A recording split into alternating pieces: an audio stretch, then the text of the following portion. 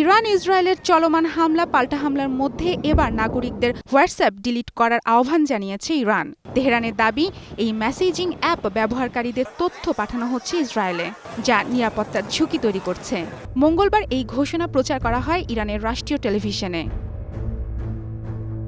এমন বাস্তবতায় উদ্বিগ্ন হোয়াটসঅ্যাপ। এই অভিযোগের কোনো সুনির্দিষ্ট প্রমাণ নেই দাবি করেছে কর্তৃপক্ষ। তারা বলছে, অ্যাপটি ব্যবহারকারীদের সুনির্দিষ্ট অবস্থান ট্র্যাক করে না হোয়াটসঅ্যাপ। আদান প্রদান করা বার্তার রেকর্ডও রাখা হয় না। শুধু তাই নয়, কারো ব্যক্তিগত মেসেজের বিষয়বস্তু দেখারও সুযোগ নেই।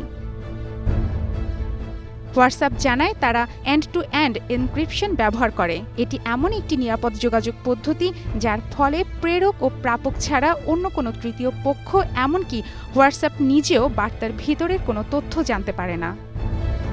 ইরানের আগে ২০২২ সালে হোয়াটসঅ্যাপ এবং গুগল প্লে নিষিদ্ধ করে। তবে এই নিষেধাজ্ঞা গত বছরের শেষ দিকে তুলে নেওয়া হয়। মারফুয়াতুন নুর রুচি, স্টার নিউজ।